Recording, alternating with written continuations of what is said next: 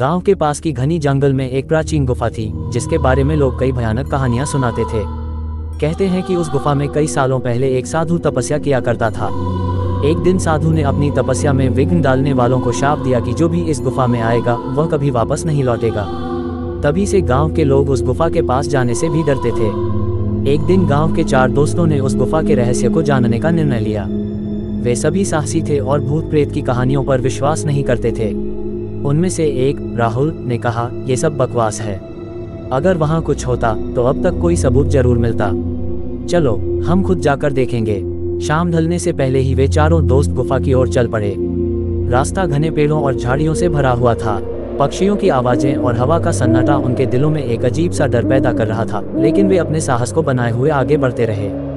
जैसे ही वे गुफा के पास पहुंचे, उन्हें वहां एक अजीब सी ठंड महसूस हुई जो उनकी हड्डियों तक पहुंच रही थी। गुफा के मुंह से एक सर्द हवा बाहर आ रही थी, मानो कोई अदृश्य शक्ति उन्हें भीतर बुला रही हो। सभी दोस्त थोड़े हिचकिचाए, लेकिन फिर भी अंदर घुस गए। गुफा के भीतर घना अंधकार था और चारों ओर गूंजती हुई आवाजें जैसे किसी गहरे राज को छिपाए हुए थीं। राहुल ने अपने मोबाइल की टॉर्च ऑन की और धीरे धीरे सबने आगे बढ़ना शुरू किया। गुफा के अंदर कुछ अजीब चित्र और निशान बने हुए थे जो उन्होंने पहले कभी नहीं देखे थे। अचानक गुफा की दीवारों से एक अजीब सी आवाज गूंजने लगी, मानो कोई फुसफुसाकर उनका नाम पुकार रहा हो। दोस्त घबरा गए, लेकिन राहुल ने उन्हें शांत रहने को कहा। जैसे जैसे वे आगे बढ़ते गए, उन्हें लगा कि गुफा का रास्ता कभी खत्म नहीं होगा। उन्हें अब डर का एहसास होने लगा था, लेकिन वापस जाने का रास्ता भी नहीं दिख रहा था।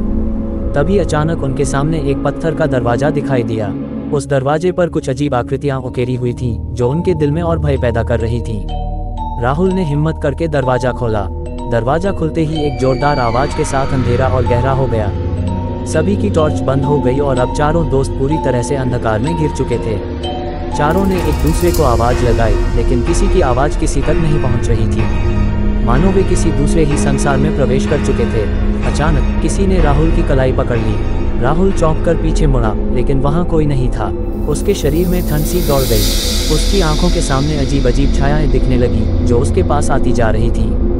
उसकी सांसें तेज हो गईं और दिल की धड़कनें तेज होने लगी। उसने अपने दोस्तों को ढूंढने की कोशिश की, लेकिन वे सब गायब हो चुके थे।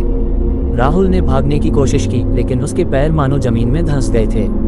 तभी उसे अपनी पीठ पर किसी की ठंडी सांसों का एहसास हुआ। उसने घबराकर पीछे देखा तो वहां एक पुराना साधु खड़ा था, जिसकी आंखें लाल थीं और चेहरा विकृत था। साधु ने धीरे से कहा, तुमने मेरी शांति भंग की है। अब तुम कभी यहाँ से वापस नहीं जा पाओगे। राहुल चीखना चाहता था, लेकिन उसकी आवाज गले में ही अटक गई। और फिर अचानक गुफा में सब कुछ शांत हो गया। उस दिन के बाद उन चारों दोस्तों का कोई पता नहीं चला और गांव में गुफा की दहशत की कहानी फिर से जीवित हो गई। कहते हैं, जो भी उस गुफा में जाता है वो कभी वापस नहीं लौटता।